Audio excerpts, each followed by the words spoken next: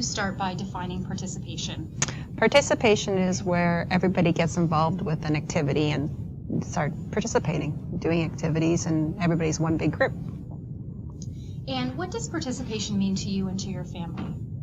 Getting involved with sports, activities, being social, and having fun. And what are some of the things that really help John to participate in the family activities that you've been referring to?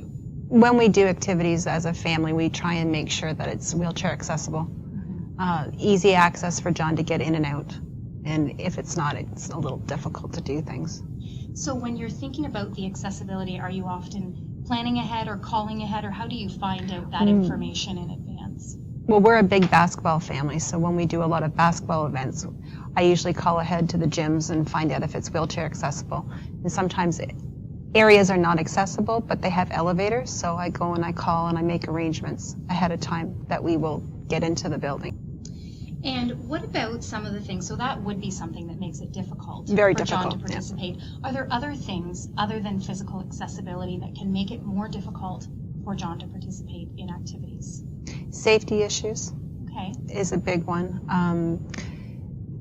Lay of the land, the environment. Environment is really a big problem because there's a lot of things that everybody thinks are accessible and they're really not. Right. There's just flatness, little lifts. People don't think doorways can't get in and out of buildings because the building's either too old, wheelchair doesn't fit through.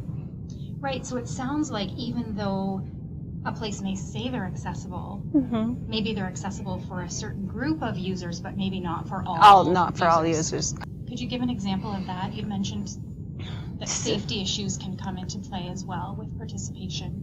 Well, going into a building where they say they only have like 3 or 4 stairs that you can go up, well, it's a safety issue because if someone slips on a stair and going up, you can't do it. Ramps, if we have lots of ramps, but ramps are not accessible to a lot of people. They're on a big of an angle and you can't really get the wheelchair up because it's too high up or too steep, and it's got little edges on it, not wide enough, little lips. Everything to do with safety for a child in a wheelchair, and they have to be comfortable in a wheelchair as well. So what advice would you give to other families who have children and young adults that may experience some participation challenges? Just explore, go out and ask questions, and figure out what's accessible for you and your child. There's people out there in walkers that can't do it because the sidewalks have got cracks in them. And just everyday living is very hard for kids in a walker, in a wheelchair, just little things. Everything should be smooth and easygoing, and it's not. So it really sounds like the main barrier for John and for your family is the built environment. It's environmental. Yeah, very much so. I have one last question. What was it like for you and for your family and John to participate in the study that he was involved in? He enjoyed it. He really liked it. And talking with you, I think it made it comfortable for him as well. It was easy because then he was used to you and he knew you, and it made it easier. Just finding out different things, and there was a couple of ideas that we had gone through that we didn't know was out there. So just exploring and having someone help out explore made it a little easier. And what would you say, I know the one goal that John picked, there was a little bit of thoughts around comfort level. So maybe that comfort level with him being in the community, hanging out with his friends. How did you work through that?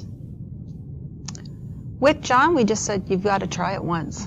And if you don't like it after the first time, then we won't do it again. But you've always got to try something to make sure that you can do it. If you don't try it, you'll never know.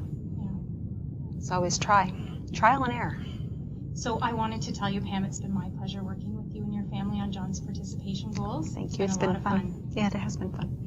Great.